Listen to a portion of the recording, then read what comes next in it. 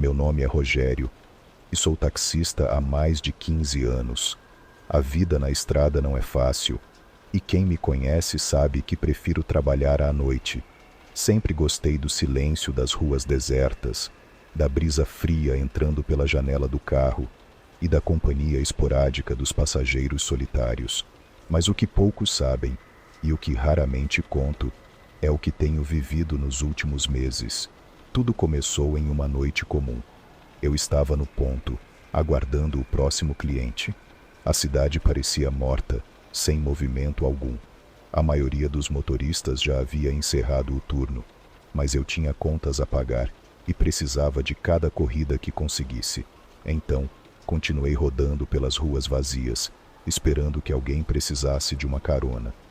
Lá pelas 3 da manhã, quando eu já estava pensando em ir para casa, o rádio do táxi emitiu um estalo estranho. Não era comum, mas pensei que fosse apenas um problema de sinal. De repente, a estática deu lugar a uma voz suave, quase sussurrada, pedindo um táxi na Avenida Central. Era uma voz feminina, cheia de tristeza, que me fez sentir um arrepio subindo pela espinha. Hesitei por um segundo, mas era uma corrida, e eu precisava do dinheiro. Cheguei ao local indicado, um ponto isolado da avenida, sem prédios ou casas por perto.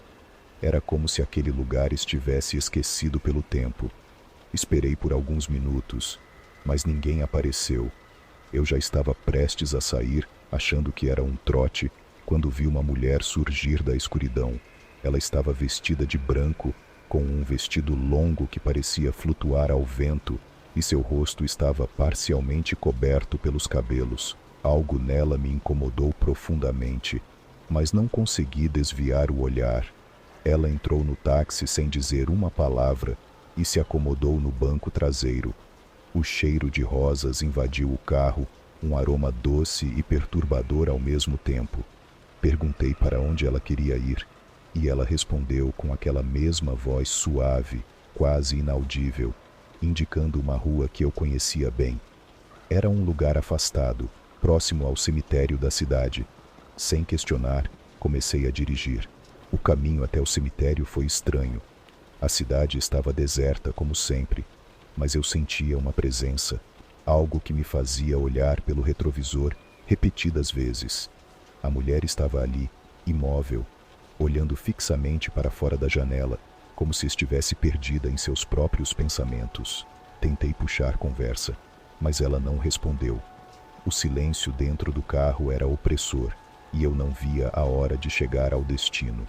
Quando finalmente chegamos à rua indicada, ela pediu para descer ali mesmo, sem apontar para nenhum lugar em particular. Parecia não haver casas nas proximidades, mas ela pagou a corrida e saiu do carro. Eu a observei pelo espelho, e enquanto ela se afastava, senti um alívio estranho, como se algo pesado estivesse sendo retirado de meus ombros. No entanto, ao olhar novamente, percebi que ela simplesmente desapareceu, como se nunca tivesse estado ali. O que aconteceu naquela noite me deixou perturbado, mas tentei ignorar. Achei que era cansaço, que minha mente estava me pregando peças, mas nos dias seguintes, coisas estranhas começaram a acontecer. Voltei a ouvir a mesma voz pelo rádio em noites diferentes, sempre pedindo por uma corrida em locais estranhos e isolados. Cada vez que atendia ao chamado, era como se entrasse em um mundo paralelo, onde as regras da realidade não se aplicavam. Em uma dessas noites, peguei outro passageiro que me deixou marcas permanentes. Era um homem alto, magro, com uma pele pálida que quase brilhava na luz fraca do carro. Ele pediu para ir a um lugar específico na cidade, uma rua que eu nunca tinha ouvido falar. Pensei que talvez ele estivesse confundindo com algum outro lugar, mas ele insistiu, e eu segui as indicações. A viagem foi longa e estranha. O GPS não reconhecia a rua que ele mencionava, e conforme avançávamos, as ruas começaram a ficar cada vez mais desertas, até que nos encontramos em uma estrada que eu jamais havia percorrido antes. Não havia mais luzes, apenas a escuridão que parecia envolver o carro.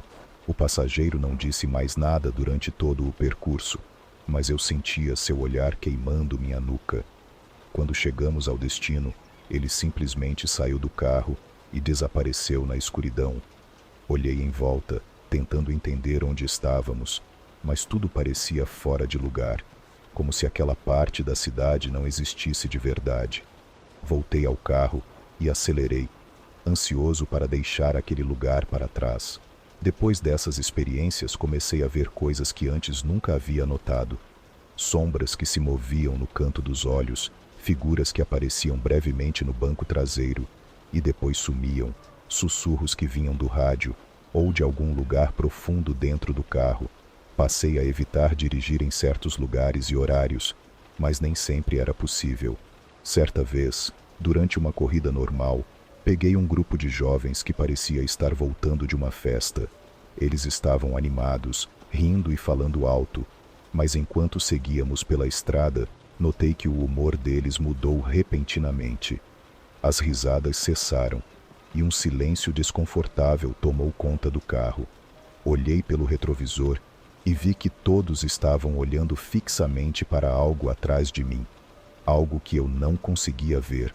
Quando finalmente perguntei de que estava acontecendo, um dos jovens apontou para o banco traseiro e disse, com a voz trêmula, que havia alguém ali. Olhei de relance e não vi nada, mas a sensação de que algo estava errado era inegável. Eles pediram para descer imediatamente, e assim que saíram do carro, começaram a correr como se estivessem fugindo de algo. Essas experiências tornaram-se mais frequentes. Comecei a temer cada nova corrida, imaginando o que poderia acontecer a seguir. Não contei nada à minha família ou amigos, com medo de que achassem que eu estava enlouquecendo. Mas a verdade é que não sei mais o que pensar. Sinto que estou preso em um pesadelo do qual não consigo escapar, onde cada noite é uma nova provação.